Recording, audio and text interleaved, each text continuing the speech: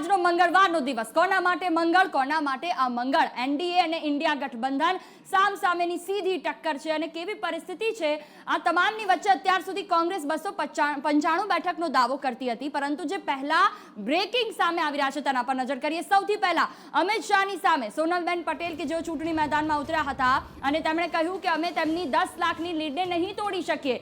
શું તેમનું આ નિવેદન જે સીધે એવું વર્ણવે છે કે તેમણે હાર સ્વીકારી લીધી છે? તેમનું આ નિવેદન સામે આવ્યું છે. સંદેશ ન્યૂઝના રિપોર્ટર સાથે વાતચીત કરતા તેમણે કહ્યું કે પરિણામ પહેલા જ ગાંધીનગર લોકસભા બેઠકના ઉમેદવારે હાર સ્વીકારી છે.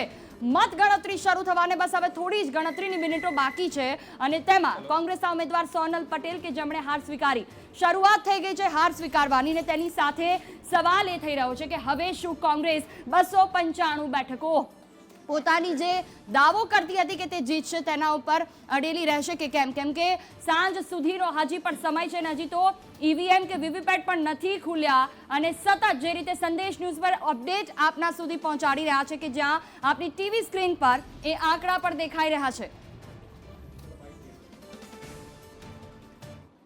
શરૂ થશે એટલે જોઈએ કેટલી આશા. એટલે હવે તો જીતવાની તૈયારી કરીને આવ્યા છે. કોંગ્રેસ દાવો કરે છે કે 3 બેઠકો અમે આ વખતે ઓવરઓલ ગુજરાતમાં તો અમે 6 થી 7 બેઠકો સુધી જીતી શકીએ અને જો આખા ઇન્ડિયામાં જે પોઝિટિવ ટ્રેન્ડ રહ્યો તો અમે વધારે પણ જીતી શકીએ. સોનલબેન, ખાસ કરીને તમે આવ્યા છો, સામાન્ય રીતે એવું હતું કે અમિતભાઈ એક સાઈડે જીતી જશે, તમને શું લાગે છે? હવે જોઈશું. સામાન્ય રીતે એવું લાગતું હોય એમને એક સાઈડે જીતવા કરતાં એમને 10 લાખથી વધારે વોટોથી જીતવું છે. જોઈએ હવે કેટલા વોટોથી જીતે છે કે શું રિઝલ્ટ આવે છે. એટલે સોનલબેનનો ટાર્ગેટ એમને 10 લાખની લીડ તોડવાનો છે કે આ બેઠક જીતવાનો છે? બંને.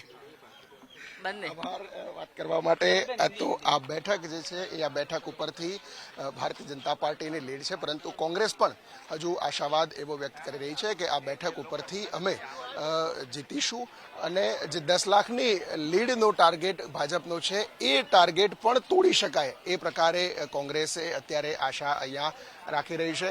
રાજકીય પક્ષોના પ્રતિનિધિઓ છે તે અહીંયા આવવાની શરૂઆત થઈ ચૂકી છે.